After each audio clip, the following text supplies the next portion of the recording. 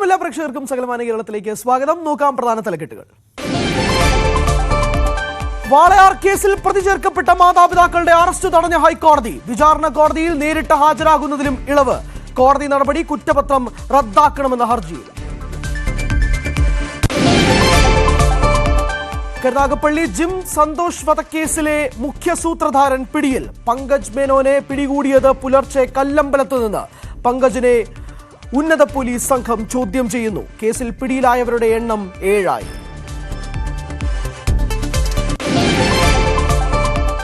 ഓങ്ങല്ലൂർ പഞ്ചായത്ത് സെക്രട്ടറിയെ ഫോണിൽ വിളിച്ച് ഭീഷണിപ്പെടുത്തി മുഹമ്മദ് മുഹസിൻ MLA. അടിച്ച് മോന്ത പൊളിക്കുമെന്ന് ഭീഷണി. മാന്യമായിട്ട് പെരുമാറാൻ അറിയില്ലെങ്കിലും അടിച്ചു മോന്ത പൊളിക്കും. ആയിക്കോട്ടെ. നേരിട്ട് ഭയനന്തരക്ക് അറിയാൻ ഇവിടെ നിയമസഭ. MLAയുടെ പ്രകോപനം വിദ്യാഭ്യാസ യോഗ്യതയുടെ പേരിൽ സഹോദരിയെ അപമാനിച്ചുവെന്നാരോപിച്ച്. സഞ്ചാരികളെ കാത്ത് ഇരവികുളം ദേശീയോദ്യാനം. 2 മാസമായി അടച്ചിട്ട പാർക്ക് തുറന്നു. പാർക്ക് തുറന്നത് വരയാടുകളുടെ പ്രജനനകാലം കഴിഞ്ഞതോടെ.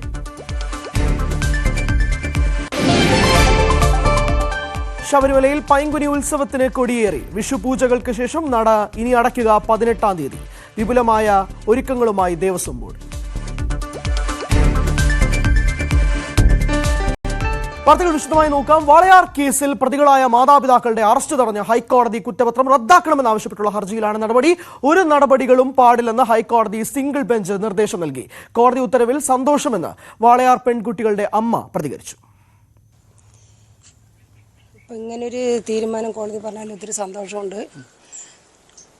കോടതിക്ക് അങ്ങനെ ഒരു തീരുമാനം എടുക്കാൻ തോന്നിയെന്ന് വെച്ചാൽ നമ്മൾ കൊടുത്ത എല്ലാ കാര്യങ്ങളിലും എന്തൊക്കെയോ സത്യാവസ്ഥയുണ്ട്. നമ്മൾ തുടക്കം മുതലേ പറഞ്ഞത് മക്കളുടെ കൊലപാതകം അന്വേഷിക്കണം എന്നാണ് നമ്മൾ പറഞ്ഞിട്ട് CBI ആവശ്യപ്പെട്ടത്. അപ്പോൾ അത് ഇതുവരെയും അവർ CBI മക്കളുടെ കൊലപാതകമല്ല അന്വേഷിച്ചത്. അച്ഛനമ്മേൻ്റെ സ്വഭാവം സർട്ടിഫിക്കറ്റ് എടുക്കലാണ് അവർ ഇതുവരെയും നാളിതുവരെയായിട്ട് ചെയ്തുകൊണ്ടിരിക്കുന്നത്. അപ്പോൾ കോടതി ഇങ്ങനെ ഒരു തീരുമാനം എടുത്ത് ഞങ്ങൾക്ക് ഒത്തിരി സന്തോഷമുണ്ട്. മക്കൾക്ക് വേണ്ടി ഞങ്ങൾ നീതിക്ക് പൊരുതുന്നതിൻ്റെ ഒരു യഥാർത്ഥയോളം ഞങ്ങൾക്കിതിൽ ഈ വാർത്തയിലൊക്കെ കേൾക്കാൻ പറ്റും. കരുനാഗപ്പള്ളി ജിം സന്തോഷ് കൊലപാതക കേസിൽ ഒരാൾ കൂടി പിടിയിൽ. ഓച്ചിറ ചങ്ങൻകുളങ്ങര സ്വദേശി പങ്കജ് മേനോനാണ് പിടിയിലായത്. ഒളിവിൽ കഴിഞ്ഞ പ്രതിയെ കല്ലമ്പലത്ത് നിന്നാണ് കരുനാഗപ്പള്ളി പോലീസ് ഇന്ന് പുലർച്ചെ പിടികൂടിയത്. ഇതോടെ കേസിൽ പിടിയിലായവരുടെ എണ്ണം 7 സന്തോഷിനെ വധിക്കാൻ ഗുണ്ടാ സംഘങ്ങൾക്ക് കൊട്ടേഷൻ നൽകിയത് പങ്കജ് എന്നാണ് പോലീസിന്റെ കണ്ടെത്തൽ. ഇയാളെ ചോദ്യം ചെയ്ത് വരികയാണ്. കൃത്യത്തിൽ നേരിട്ട് പങ്കെടുത്തതും 1-ാം പ്രതിയുമായ അലുവ അതുൽ, സാമുവൽ എന്നിവർ ഇപ്പോഴും ഒളിവിൽ തുടരുകയാണ്. കഴിഞ്ഞ 27-നായിരുന്നു കരുനാഗപ്പള്ളി സ്വദേശിയായ ജിം സന്തോഷിനെ ഗുണ്ടാ സംഘം വീട്ടിൽ കയറി വെട്ടിക്കൊലപ്പെടുത്തിയത്. ലഹരി വിപത്തിനെതിരെ കേരള കോൺഗ്രസ് ബി തിരുവനന്തപുരം കഴക്കൂട്ടത്ത് ജനകീയ പ്രതിരോധം സംഘടിപ്പിച്ചു. ദീപം തെളിച്ചും ലഹരി വിരുദ്ധ പ്രതിജ്ഞ ചൊല്ലിയുമായിരുന്നു പ്രതിഷേധം. നിയോജക മണ്ഡലം പ്രസിഡന്റ് ശ്രീമതി ബിന്ദു ബാബുവിന്റെ അധ്യക്ഷതയിൽ പാർട്ടി ജില്ലാ പ്രസിഡന്റും സിനിമാ സീരിയൽ താരവുമായ പൂജപ്പുര രാധാകൃഷ്ണൻ ജനകീയ പ്രതിരോധം ഉദ്ഘാടനം ചെയ്തു. സാക്ഷരതാ mission director professor AG Oleena ലഹരി വിരുദ്ധ സന്ദേശം നൽകി സംസാരിച്ചു. കോഴിക്കോട് കുറ്റ്യാടിക്ക് സമീപം സ്വകാര്യ ബസ് ഡ്രൈവർക്ക് ക്രൂരമർദ്ദനം. ഗതാഗതം തടസ്സപ്പെടുത്തി പാർക്ക് ചെയ്ത കാറ് മാറ്റാൻ ആവശ്യപ്പെട്ടതാണ് മർദ്ദനത്തിന് കാരണം. വടകര തോട്ടിൽപ്പാലം റൂട്ടിലോടുന്ന മെഹബൂബ് ബസ് ഡ്രൈവർ വട്ടോളി സ്വദേശി ഷെല്ലിക്കാണ് മർദ്ദനമേറ്റത്. കോഴിക്കോട് സ്വദേശി മുഹമ്മദ് ഹെൽമറ്റ് ഉപയോഗിച്ച് ഡ്രൈവറുടെ തലയ്ക്ക് അടിക്കുകയായിരുന്നു. ഇയാൾക്കെതിരെ കുറ്റ്യാടി പോലീസ് കേസെടുത്തു.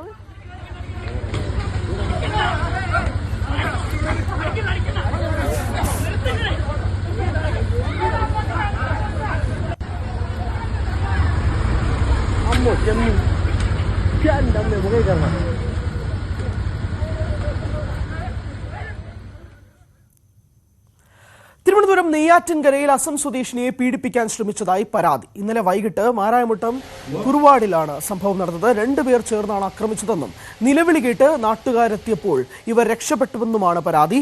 കുറുവാട് സ്വദേശികളായ 2 പേർക്കെതിരെയാണ് പരാതി. പാലക്കാട് തൃത്താലയിൽ കിണറ്റിൽ വീണ മോഷ്ടാവ് പോലീസിന്റെ പിടിയിൽ. ആനക്കരയിലെ 2 വീടുകളിൽ മോഷണം നടത്തിയ തമിഴ്നാട് സ്വദേശികളാണ് പിടിയിലായത്. ആനക്കര സ്വദേശി ബാലകൃഷ്ണന്റെയും സഹോദരിയുടെയും വീട്ടിലാണ് മോഷണം നടന്നത്. 2 വീടുകളിലും മോഷണം നടത്തി രക്ഷപ്പെടാൻ ശ്രമിക്കുന്നതിനിടെ ഒരാൾ കിണറിൽ വീഴുകയായിരുന്നു. കൂടെ ഉണ്ടായിരുന്ന ആൾ രക്ഷപ്പെടാൻ ശ്രമിക്കുന്നതിനിടെ സംശയം തോന്നിയ നാട്ടുകാർ പിടികൂടി. തമിഴ്നാട് സ്വദേശികളായ കരുണാനിധി, ജയരാമൻ എന്നിവരാണ് പിടിയിലായത്. തുടർന്നാണ് മോഷ്ടാക്കളിൽ ഒരാൾ കിണറിൽ വീണ വിവരം അറിയുന്നത്. പോലീസും ഫയർഫോഴ്സും സ്ഥലത്തെത്തി മോഷ്ടാവിനെ കിണറിൽ നിന്നും പുറത്തെടുത്തു. മോഷ്ടിച്ച പണവും ലഭിച്ചു. അപ്പൊ ഇയാളോട് എങ്ങോട്ട് വന്നത് എന്താ വന്നതെന്നൊക്കെ ചോദിച്ചപ്പോ മൂപ്പര് പറഞ്ഞ ഉൾട്ടാണ്. ഒന്നും പട്ടാമ്പിക്കാണ്, പട്ടാമ്പിക്ക് വന്നതാണെന്നൊക്കെ പറഞ്ഞു. അപ്പൊ ഇവിടേക്ക് എത്തേണ്ട കാര്യമില്ലല്ലോ. പിന്നെ പറഞ്ഞു ബീവറേജിൽ നിന്ന് വന്നാണെന്ന്. ഞങ്ങൾ വരുന്ന സമയത്ത് തന്നെ 12:30 9 മണിക്ക് അടക്കുന്ന ബീവറേജിൽ നിന്ന് ഇപ്പൊ എന്തായാലും ഇവിടെ 12:30 എത്തില്ലല്ലോ. അപ്പൊ അങ്ങനെ സംശയം തോന്നി. പിന്നെ അങ്ങനെ പോലീസിന് ഇൻഫോം ചെയ്ത് പോലീസ് വന്നു, ഫയർഫോഴ്സ് വന്നു. അങ്ങനെ ആളെ കയറ്റി പിന്നെ അവര് കൊണ്ടുപോയി. കുറച്ചു പണവും 9,000 രൂപ വില വരുന്ന നടരാജ വിഗ്രഹവുമാണ് മോഷ്ടിച്ചത്. ഒരു 9 മണിക്ക് ഞാൻ വീട്ടിൽ വന്ന് നോക്കിയപ്പോഴാണ് വീട് പുറഭാഗം ഗ്രില്ല് പൊട്ടിച്ച് കണ്ടത്. ഉള്ളിൽ കയറിയപ്പോൾ കുറച്ച് പൈസ, അതുണ്ട്, കുണ്ടിയിൽ കുറച്ച് പൈസ ഉണ്ടായിരുന്നു, നഷ്ടപ്പെട്ടിട്ടുണ്ട്. കൂടാതെ ഒരു നടരാജ വിഗ്രഹം ചെറുതുണ്ടായിരുന്നു, അതും പോയി. പിന്നെ ഇപ്പോൾ നോക്കിയപ്പോഴാണ് ചെറിയൊരു ടോർച്ച്, നല്ല ടോർച്ച് ഉണ്ടായിരുന്നു, അതും കാണാനില്ല. തമിഴ്നാട്ടിൽ നിന്ന് ട്രെയിൻ മാർഗമെത്തി ആളില്ലാത്ത വീടുകളിൽ മോഷണം നടത്തി മടങ്ങുകയാണ് സംഘത്തിന്റെ രീതി. ന്യൂസ് 18 പാലക്കാട്. കണ്ണൂർ ഉളിയിലിൽ വാഹനാപകടം, 7 പേർക്ക് പരിക്ക്, 2 പേരുടെ നില ഗുരുതരമായി തുടരുകയാണ്. സ്വകാര്യ ബസ്സും ലോറിയും കൂട്ടിയിടിച്ചാണ് അപകടം. കണ്ണൂരിൽ നിന്ന് മടിക്കേരിയിലേക്ക് പോവുകയായിരുന്ന ബസ്സും എതിരെ വന്ന ലോറിയുമാണ് കൂട്ടിയിടിച്ചത്.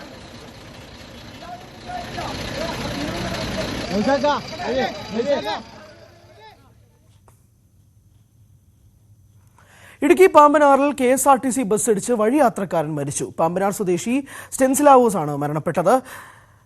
ദൻസൻ ലാസിനെ ഇടിച്ച ശേഷം ബസ് സമീപത്ത് നിർത്തിയിട്ടിരുന്ന പിക്കപ്പ് വാനിലേക്ക് ഇടിച്ചു കയറുകയായിരുന്നു. കുമളിയിൽ നിന്നും തിരുവനന്തപുരത്തേക്ക് പോയ KSRTC ബസ്സാണ് ഇടിച്ചത്. ബസ്സിൽ 30ഓളം യാത്രക്കാരും ഉണ്ടായിരുന്നു. ആർക്കും സാരമായ പരിക്കേറ്റിട്ടില്ല.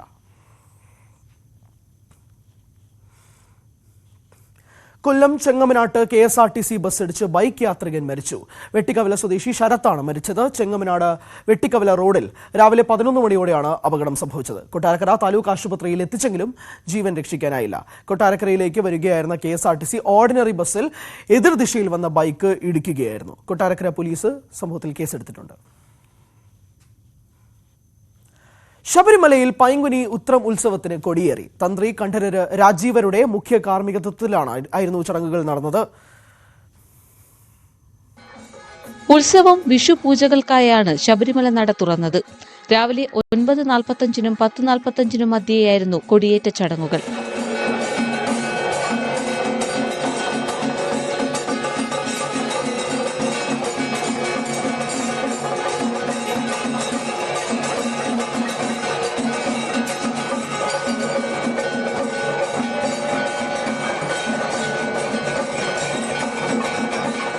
ഉത്സവത്തിന്റെ ഭാഗമായി ഉത്സവബലി, മുളപൂജ, വിളക്കെഴുന്നള്ളിപ്പ്, ശ്രീഭൂതബലി, പള്ളിവേട്ട, ആറാട്ട് എന്നിവ നടക്കും.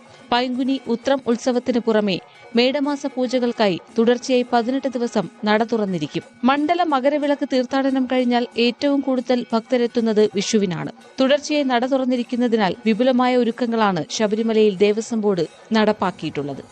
ന്യൂസ് 18 ശബരിമല. മധുരയിൽ ചെങ്കൊടിയേറ്റം.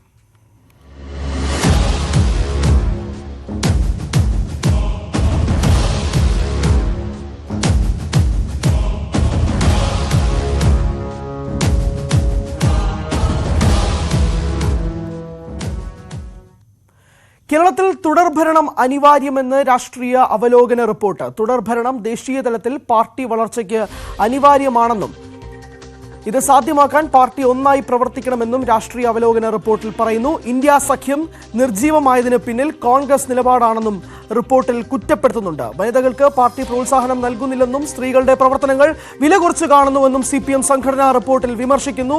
വിവരങ്ങളുമായി VV അരുൺ ചേരുകയാണ്. അരുൺ, രാഷ്ട്രീയ അവലോകന റിപ്പോർട്ട് അതൊരു ചർച്ചാ വിഷയമായി മാറുന്നുണ്ടോ? എന്തൊക്കെയാണ് ഇതിൽ വിശദാംശമായി പറയുന്നത്? ഹരി, രാഷ്ട്രീയ അവലോകന റിപ്പോർട്ട് ഇപ്പോൾ CPM-ന്റെ politburo coordinator Prakash Karat party കോൺഗ്രസിൽ അവതരിപ്പിക്കുകയാണ്. 7:30 മണി വരെയാണ് ആ രേഖ, അവരുടെ അവതരണം.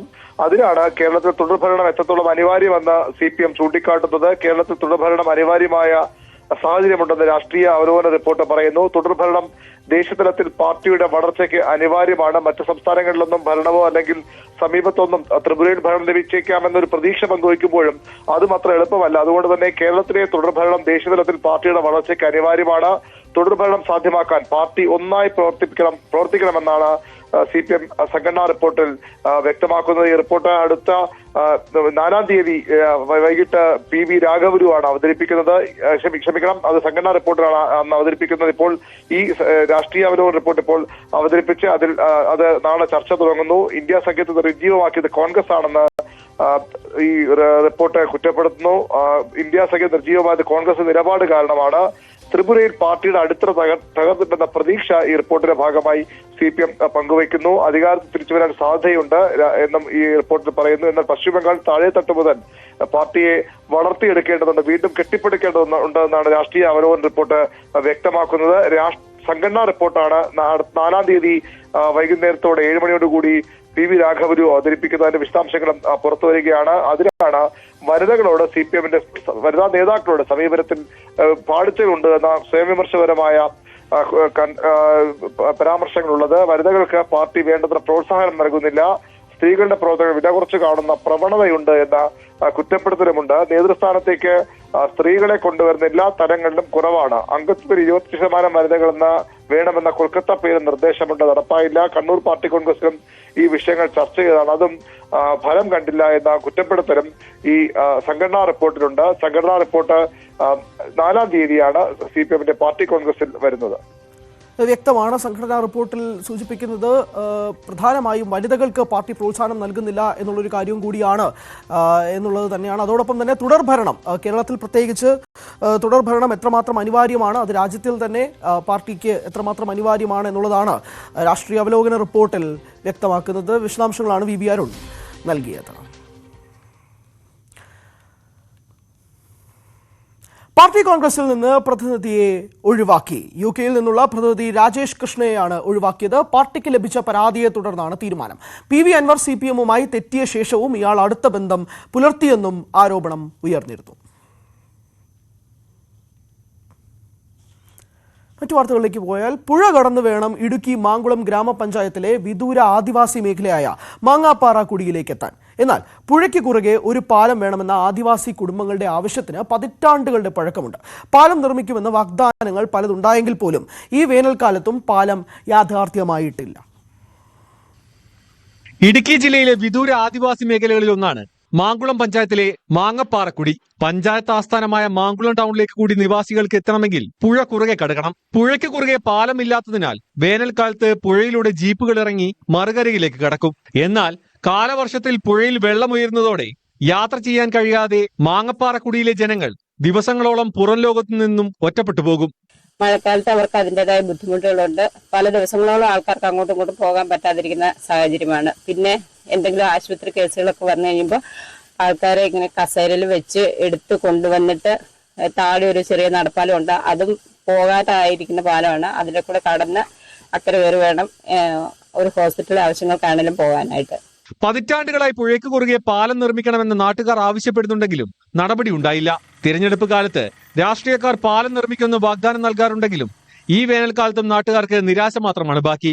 മഴക്കാലത്ത് ആശുപത്രി ആവശ്യങ്ങൾക്കും കുട്ടികൾക്ക് സ്കൂളിൽ പോകുവാനും മറ്റു മാർഗങ്ങളില്ല. പട്ടികവർഗ വികസന വകുപ്പും മറ്റ് അധികൃതരും ഇടപെട്ട് മാങ്ങാപ്പാറക്കുടിയിലേക്ക് പാലം നിർമ്മിക്കാനുള്ള നടപടി ഉണ്ടാവണമെന്നാണ് പ്രദേശവാസികളുടെ ആവശ്യം. ന്യൂസ് 18 ഇടുക്കി. മാലിന്യ നിക്ഷേപ കേന്ദ്രമായി മാറിയിരിക്കുകയാണ് മൂവാറ്റുപുഴ സിവിൽ സ്റ്റേഷന് മുന്നിലെ റോഡിന് ഇരുവശവും. മാലിന്യ നിക്ഷേപത്തിനെതിരെ നടപടിയെടുക്കാത്തതിൽ പ്രതിഷേധിച്ച് ഇതേ മാലിന്യത്തിൽ കിടന്ന് സമരം നടത്തിയിരിക്കുകയാണ് പ്രദേശവാസി MJ ഷാജി. സിവിൽ സ്റ്റേഷൻ റോഡിലെ മാലിന്യ നിക്ഷേപത്തിനെതിരെ പ്രതിഷേധിക്കുന്നു എന്ന പ്ലക്കാർഡ് കയ്യിൽ പിടിച്ചാണ് ഷാജി 4 മണിക്കൂറോളം മാലിന്യത്തിൽ കിടന്നത്.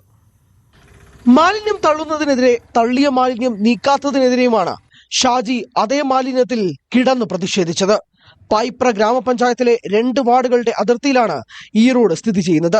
രാത്രികാലങ്ങളിൽ മാലിന്യം തള്ളുന്നവരെ പിടികൂടുന്നതിനായി പ്രദേശവാസികൾ നിരീക്ഷണങ്ങൾ നടത്തിയെങ്കിലും ഇതുവരെയും ആരെയും കണ്ടെത്തിയിട്ടില്ല. നാട്ടുകാർ നിരവധി പ്രതിഷേധങ്ങളും പരാതികളും അധികൃതർക്ക് കൈമാറിയെങ്കിലും നാളിതുവരെയും യാതൊരു നടപടിയും സ്വീകരിച്ചിട്ടില്ല. ഈ റോഡിന്റെ ഇരുവശത്തുമായി അലക്ഷ്യമായിട്ട് മാലിന്യങ്ങൾ വലിച്ചെറിയുകയാണ്. അപ്പോൾ ഇത് എന്ന സംഭവം എന്ന് വെച്ച് കഴിഞ്ഞാൽ ഇതികൂടെ നടക്കാൻ പോലും പറ്റാത്ത രീതിയിലാണ് മാലിന്യങ്ങൾ ഈ റോഡിൽ കൂടി കിടക്കുവാണ്. അപ്പോൾ ഇവിടെയുള്ള അടുത്തുള്ള ജനങ്ങൾ അത് തട്ടിമാറ്റി ഇട്ടിട്ടാണ് അവർ ബൈക്കിൽ പോകുന്നവരും വണ്ടി പോകുന്നവരും ഒക്കെ ഇതുവഴി സഞ്ചരിക്കുന്നത്. അത്രയ്ക്ക് അലക്ഷ്യമായിട്ട് കൈകാര്യം ചെയ്യുന്ന മാലിന്യ നിക്ഷേപമാണ് ഇവിടെ കാണുന്നത്. ഈ മാലിന്യ നിക്ഷേപത്തിനെതിരെ അധികാരികളുടെ ശ്രദ്ധയിൽപ്പെടുത്താൻ വേണ്ടിയാണ് ഞാൻ ഇങ്ങനെയൊരു പ്രതിഷേധ സമരം നടത്തുന്നത്. വീട്ടിൽ നിന്നുള്ള മാലിന്യങ്ങൾക്ക് പുറമെ സ്ഥാപനങ്ങളിൽ നിന്നുള്ള മാലിന്യങ്ങൾ വരെ ചാക്കുകളിലാക്കി ഇവിടെ കൊണ്ടുവന്ന് തള്ളുന്നതായി നാട്ടുകാർ പറയുന്നു. കാക്കയുടെയും തെരുവുനായ്ക്കളുടെയും ശല്യവും ഈ പ്രദേശത്ത് അതിരൂക്ഷമാണ്.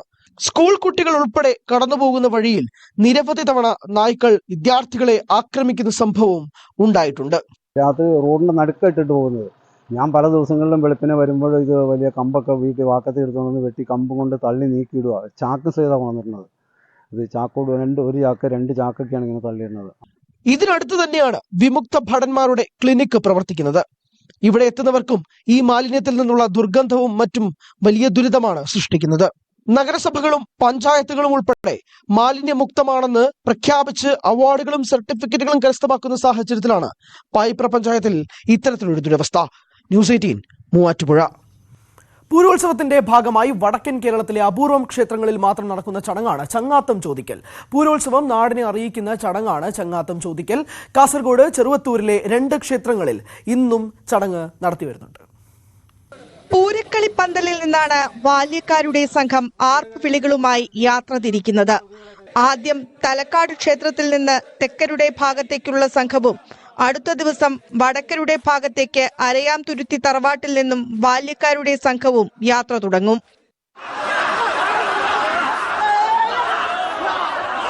വടക്കര ഭാഗത്തിലെ മുഴുവൻ പ്രാദേശികത്തിലും ഇവർ വീടുകളിൽ ഈ പൂരോത്സവത്തിനെ കുറിച്ച് അറിയിച്ച് തിരിച്ചു വരുന്ന ചടങ്ങാണ്. പോകുന്ന പോക്കിൽ എല്ലാ പുഴകളും നീന്തിക്കിടന്നാണ് ഇവർ വീടുകളിലേക്ക് എത്തിച്ചേരുക. വീടുകളിൽ അവർക്ക് വേണ്ടിയിട്ടുള്ള എല്ലാ സൽക്കാരത്തിന് വേണ്ടി ചിലയിടത്ത് ഭക്ഷണം, ചിലയിടത്ത് ഈ ഫ്രൂട്ട്സ് ഇതൊക്കെ ആക്കി വെച്ച് വളരെ ഭക്തിയാദരപൂർവ്വം അവരെ വരവേൽക്കാൻ വേണ്ടി വീട്ടുകാർ കാത്തു നിൽക്കുന്നുണ്ട്. ഒന്നിച്ചിറങ്ങുന്ന ബാല്യക്കാർ പിന്നീട് പല വഴിക്ക് ചെറു സംഘങ്ങളായി പിരിയും. വീടുകളിൽ കയറിയിറങ്ങുന്ന ബാല്യക്കാരെ വീട്ടുകാർ ഭക്ഷണമൊരുക്കി നിലവിളക്ക് തെളിയിച്ച് സ്വീകരിക്കും. ഞാൻ ഇവർ വന്നിറങ്ങി വരുമ്പോഴത്തേക്ക് വിളക്ക് കത്തിക്കും. പിന്നെ പലഹാരമാക്കും, ജ്യൂസാക്കും, ഇതെല്ലാം ഗ്ലാസ്സിൽ വെച്ചിട്ട് ഗ്ലാസ്സെല്ലാം കഴുകി വൃത്തിയാക്കി ചെയ്ത് ഒഴിച്ച് വെക്കും. അവർ വന്ന് ഭക്ഷണം കഴിച്ചിട്ട് പോരും. ഞാൻ ഈ നാട്ടിൽ വന്നിട്ട് തന്നെ 60 വർഷത്തോളം അന്ന് മുതലേ ചെയ്യുന്നുണ്ട്. ചെറുവത്തൂർ, പടന്ന, വലിയ പറമ്പ പഞ്ചായത്തുകളിലും നീലേശ്വരം, കാഞ്ഞങ്ങാട് നഗരസഭകളിലും ഉൾപ്പെടുന്നതാണ് കഴകത്തിന്റെ പരിധി. ഓടിയും പുഴകൾ നീതിയുമാണ് ബാല്യക്കാർ ഇവിടെയെല്ലാം എത്തുന്നത്. കഴകം പരിധിയിലെ 5000-ഓളം വീടുകളിലാണ് ഇവർ ചങ്ങാത്തം ചോദിച്ചു ചെല്ലേണ്ടത്. പാരമ്പര്യത്തിന്റെ തനിമയിൽ ക്ഷേത്രം ബാല്യക്കാർ ചങ്ങാത്തം ചോദിച്ച് വീടുകളിലെത്തുന്നത് നെല്ലിക്കാതുരുത്തിയിലും മായിച്ച ക്ഷേത്രത്തിലും മാത്രം കാണുന്ന അപൂർവതയാണ്. ന്യൂസ് 18 ചെറുവത്തൂർ.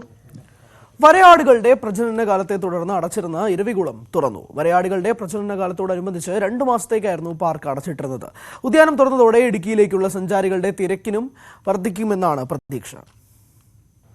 വരയാടുകളുടെ പ്രജനന കാലവുമായി ബന്ധപ്പെട്ട് 2 മാസങ്ങൾക്ക് മുൻപാണ് ഇരവികുളം ദേശീയോദ്യാനം അടച്ചത്.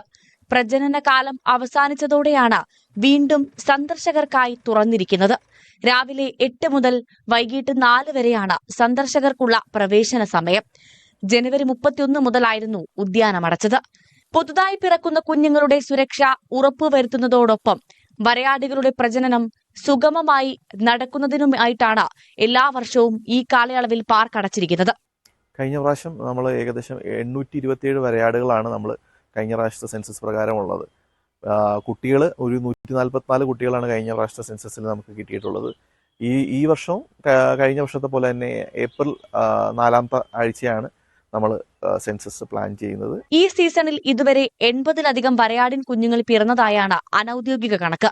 ഏപ്രിൽ 20-ന് ശേഷം ഇത്തവണത്തെ വരയാട് സെൻസസ് നടത്തുമെന്ന് വനംവകുപ്പ് അറിയിച്ചു. കണക്കെടുപ്പ് പൂർത്തിയാകുന്ന മുറയ്ക്ക് മാത്രമേ പുതുതായി പിറന്ന വരയാടിൻ കുഞ്ഞുങ്ങളുടെ എണ്ണം സംബന്ധിച്ച കൃത്യമായ വിവരങ്ങൾ ലഭിക്കുകയുള്ളൂ. മധ്യവേനൽ അവധി ആരംഭിച്ചതോടെ മൂന്നാറിലേക്ക് എത്തുന്ന സഞ്ചാരികളുടെ എണ്ണത്തിൽ വർധനവുണ്ടായിട്ടുണ്ട്. ഉദ്യാനം തുറന്നതോടെ സഞ്ചാരികളുടെ തിരക്ക് ഇനിയും വർദ്ധിക്കുമെന്നാണ് പ്രതീക്ഷ. ന്യൂസ് 18 ഇടുക്കി. പാലക്കാട് ഓങ്ങല്ലൂർ പഞ്ചായത്ത് സെക്രട്ടറിയെ മുഹമ്മദ് മുഹസിൻ MLA ഫോണിൽ ഭീഷണിപ്പെടുത്തിയെന്ന് ആരോപണം. വിവാഹം രജിസ്റ്റർ ചെയ്യാനെത്തിയ സഹോദരിയെ വിദ്യാഭ്യാസ യോഗ്യതയുടെ പേരിൽ പഞ്ചായത്ത് സെക്രട്ടറി ജഗദീഷ് അപമാനിച്ചുവെന്നാണ് ആരോപണം. ജനുവരി 20-നാണ് സംഭവം. സ്ഥലം മാറിപ്പോയ ശേഷമാണ് പഞ്ചായത്ത് സെക്രട്ടറി ഓഡിയോ ക്ലിപ്പ് പുറത്തുവിട്ടത്. വിവാഹം രജിസ്റ്റർ ചെയ്യുന്നതുമായി ബന്ധപ്പെട്ടാണ് മുഹമ്മദ് മുഹസിൻ MLAയുടെ സഹോദരി ഓങ്ങല്ലൂർ പഞ്ചായത്ത് സെക്രട്ടറി ജഗദീഷിനടുത്ത് എത്തുന്നത്.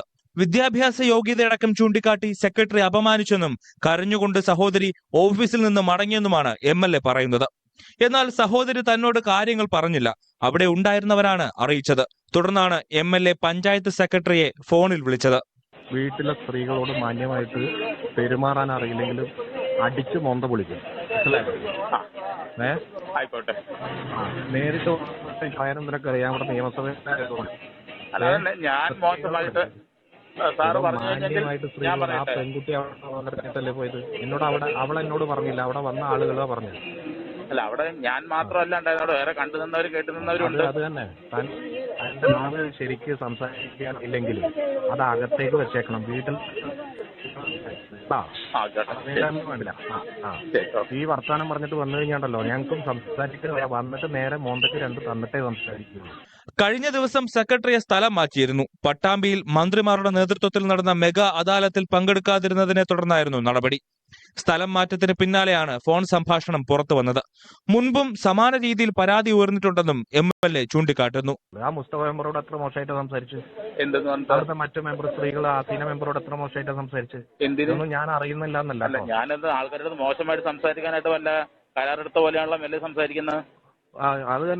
അത് തന്നെ മോശമായിട്ട് പലരും സംസാരിച്ചിട്ടുണ്ട്. എന്നാൽ ആരോപണങ്ങൾ കെട്ടിച്ചമച്ചതാണെന്നാണ് പഞ്ചായത്ത് സെക്രട്ടറി ജഗദീഷിന്റെ വിശദീകരണം. ന്യൂസ് 18 പാലക്കാട്. പാലക്കാട് തൃത്താല നിവാസികൾക്ക് ആശ്വാസം. ഒരു നൂറ്റാണ്ടിലേറെ പഴക്കമുള്ള പൊതുകുളത്തിന്റെ ശോചനീയാവസ്ഥയ്ക്ക് പരിഹാരമാവുകയാണ്. 1 കോടി രൂപ ചെലവഴിച്ച് നടത്തുന്ന പുനരുജ്ജീവന പ്രവൃത്തികൾ അന്തിമഘട്ടത്തിലേക്കാണ്. തൃത്താല നാഗലശ്ശേരി പഞ്ചായത്തിലെ മൈലാഞ്ചിക്കാട് മാങ്ങാട്ടുകുളമാണ് 1 കോടി രൂപ ചിലവഴിച്ച് നവീകരിക്കുന്നത്. 100 വർഷത്തിലധികം പഴക്കമുള്ള കുളം കാടുപിടിച്ചും അരികിടിഞ്ഞും നാശത്തിന്റെ വക്കിലായിരുന്നു. പ്രദേശത്തെ ഏറ്റവും വലിയ കുളങ്ങളിലൊന്നാണ് മാങ്ങാട്ടുകുളം. ഒരു കാലത്ത് പ്രദേശത്തെ കാർഷിക മേഖലകളുടെയും കുടിവെള്ള ലഭ്യതയുടെയും പ്രധാന സ്രോതസ്. കർഷകരുടെയും ജനങ്ങളുടെയും ഏറെ കാലമായുള്ള ആവശ്യമായിരുന്നു കുളം ഉപയോഗപ്രദമാക്കുക എന്നത്. തദ്ദേശ സ്വയംഭരണ വകുപ്പ് മന്ത്രി MP രാജേഷിന്റെ ഇടപെടലിലൂടെയാണ് പദ്ധതി ആവിഷ്കരിച്ചത്. MP രാജേഷിന്റെ ഇടപെടലിന്റെ ഭാഗമായി 1 കോടി രൂപ ഈ കുളത്തിന് വേണ്ടി ഈ പ്രദേശത്തുകാരുടെ ആവശ്യപ്രകാരം, പഞ്ചായത്തിൻ്റെയും ഈ പ്രദേശത്തെ ജനങ്ങളുടെയും ആവശ്യപ്രകാരം അനുവദിച്ചതിൻ്റെ ഭാഗമായിട്ടാണ് ഈ കുളത്തിൻ്റെ പണി ഇവിടെ ആരംഭിച്ചത്. ടെൻഡർ എടുത്തു കഴിഞ്ഞ് കരാറുകാർ തന്നെ പെട്ടെന്ന് ഈ കുളത്തിൻ്റെ പണി നമ്മൾ വിചാരിച്ചേക്കാൾ നേരത്തെ തന്നെ കുളത്തിൻ്റെ പണി പൂർത്തീകരിക്കാനുള്ള ആത്മാർത്ഥത കാണിച്ചതിൽ അവരെ അഭിനന്ദിക്കുകയാണ്. കുളത്തിലെ ചെളി നീക്കം ചെയ്ത് ആഴം കൂട്ടുക, പടവുകൾ നിർമ്മിക്കുക, സൈഡ് ഭിത്തി നിർമ്മിക്കുക, സംരക്ഷണ വേലി നിർമ്മിക്കുക തുടങ്ങിയ പ്രവർത്തനങ്ങളാണ് നവീകരണത്തിന്റെ ഭാഗമായി ചെയ്യുന്നത്.